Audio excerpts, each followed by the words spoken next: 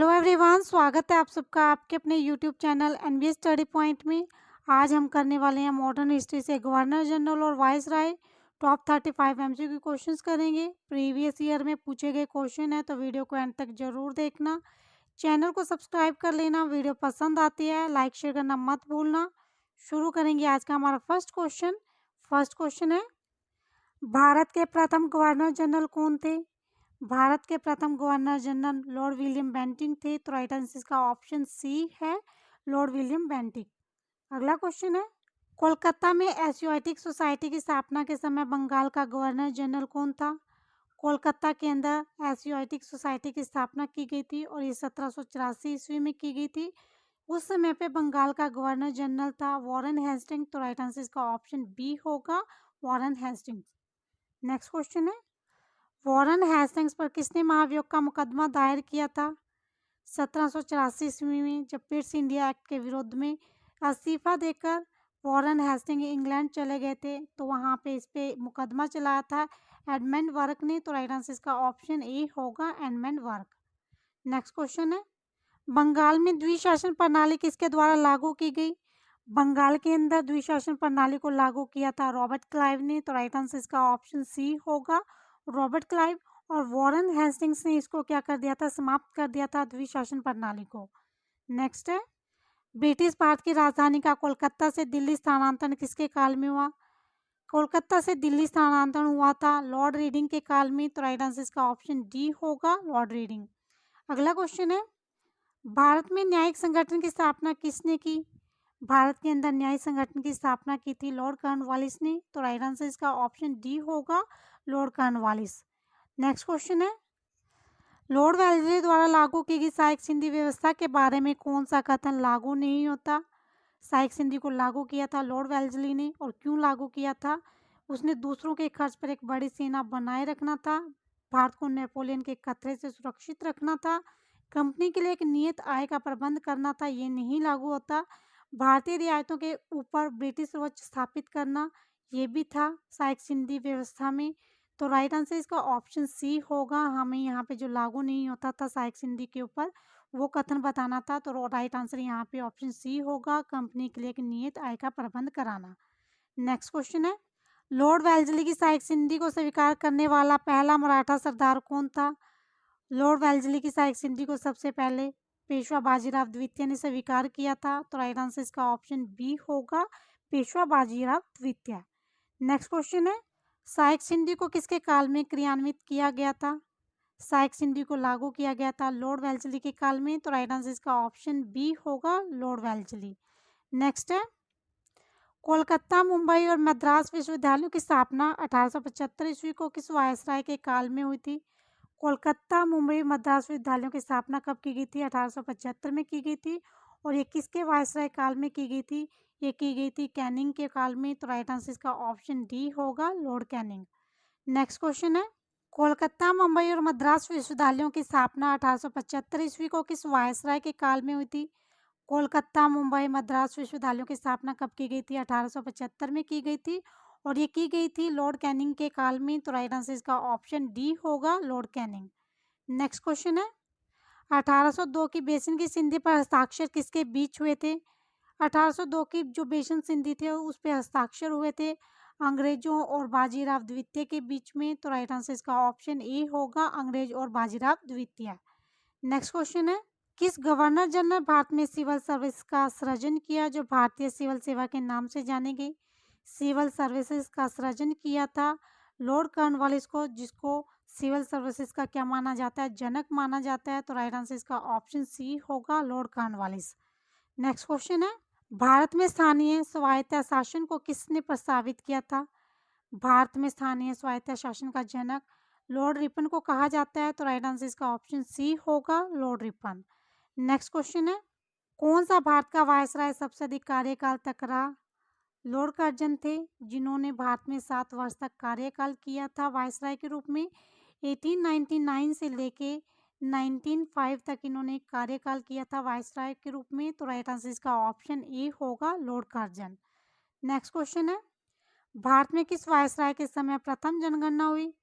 भारत में जो पहली जनगणना हुई थी वो 1872 में हुई थी और उस समय पे लॉर्ड मेयो थे भारत के वायसराय। तो राइट आंसर इसका ऑप्शन बी होगा, लॉर्ड मेयो के कार्यकाल में हुई थी।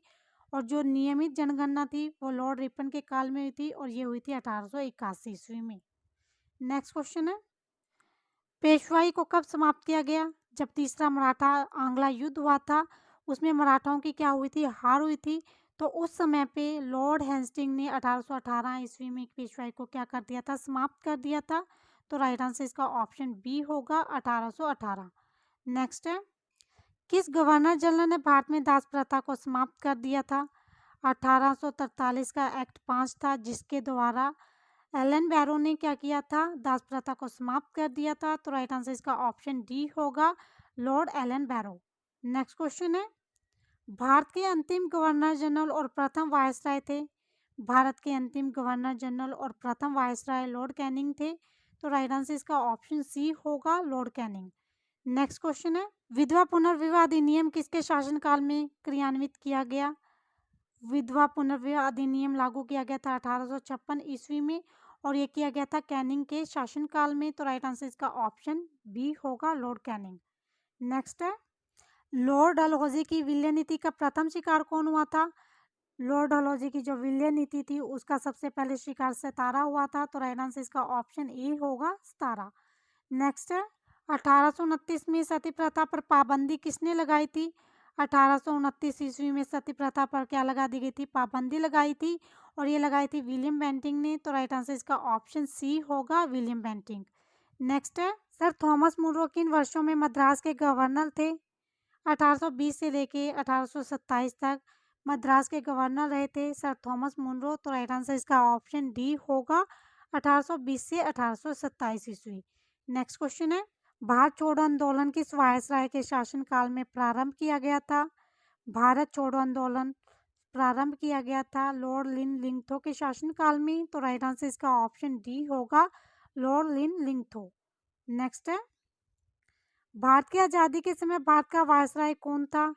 भारत की आज़ादी के समय भारत के वायसराय थे लॉर्ड माउंटबेटन। तो राइट आंसर इसका ऑप्शन बी होगा, लॉर्ड माउंटबेटन। नेक्स्ट है, भारतीय राष्ट्रीय कांग्रेस की स्थापना किस वायसराय के कार्यकाल में हुई? भारतीय राष्ट्रीय कांग्रेस की स्थापना हुई थी लॉर्ड डैफरिन के काल में। तो राइट आंसर इसका ऑप्शन बी होगा, लॉर्ड डैफरिन।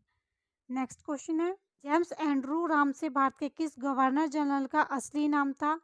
जेम्स एंड्रू रामसे था लॉर्ड डलहौजी का असली नाम। तो राइट आंसर इसका ऑप्शन ए होगा, लॉर्ड डलहौजी।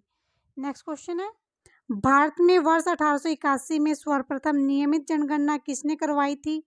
भारत के अंदर 1881 में सबसे पहले नियमित जनगणना हुई थी और ये करवाई थी लॉर्ड रिपन ने। तो राइट आंसर इसका ऑप्शन ए होगा, लॉर्ड रिपन।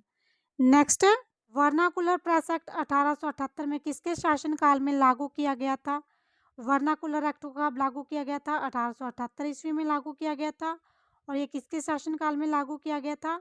लॉर्ड लिटन के शासनकाल में इसको लागू किया था वर्नाकुलर एक्ट को और ये 1878 में लागू हुआ था।